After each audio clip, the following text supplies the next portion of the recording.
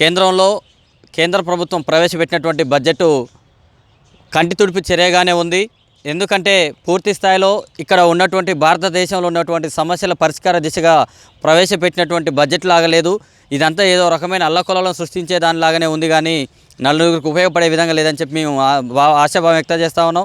ఎందుకంటే ఇక్కడ ఎప్పటి నుంచో గతంలో ఉన్నటువంటి పాలకులు ఉన్నప్పుడు దేశం ఉన్నటువంటి జీడిపి వ్యవస్థ ఉంటున్న కొద్దీ పూర్తి స్థాయిలో బీజేపీ ప్రభుత్వం అధికారంలోకి వచ్చినాక తగ్గిన పరిస్థితి కనపడతా ఉంది.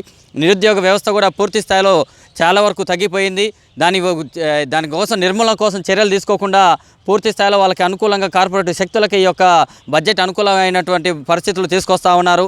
దానిలో భాగంగానే చిన్న తరహా పరిశ్రమలు 83,000 నుంచి 85,000 వరకు చిన్న తరహా పరిశ్రమలని ఇక్కడ భారతదేశంలో మూసివేసినటువంటి పరిస్థితి కనపడతా ఉందంటే ఏ రకంగా కార్పొరేట్ శక్తులకి వీళ్ళు సహాయ సహకారాలు అందిస్తున్నారో మనకు అర్థమవుతా ఉంది.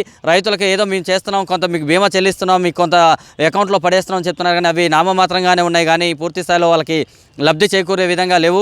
కాబట్టి మేము పూర్తి స్థాయిలో ఏం చెప్తున్నామంటే విద్యా వ్యవస్థ, విద్యా వైద్యాన్ని పూర్తి స్థాయిలో ఎప్పుడైతే అమలు చేసి పూర్తిగా ఉచితంగా అమలు చేస్తారో ఆ రోజునే ప్రజలందరికీ న్యాయం జరుగుతుంది, ఆ రోజునే దేశం బాగుపడుతుంది. కాబట్టి ఆ విధంగా చర్యలు తీసుకోవాల్సిన అవసరం ఉంది.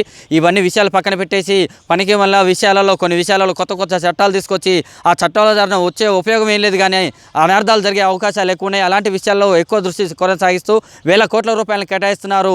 విద్యా వ్యవస్థకి పూర్తి స్థాయిలో నిధులు కేటాయించినటువంటి వాతావరణం చూస్తే చాలా దరిద్రంగా ఉంది.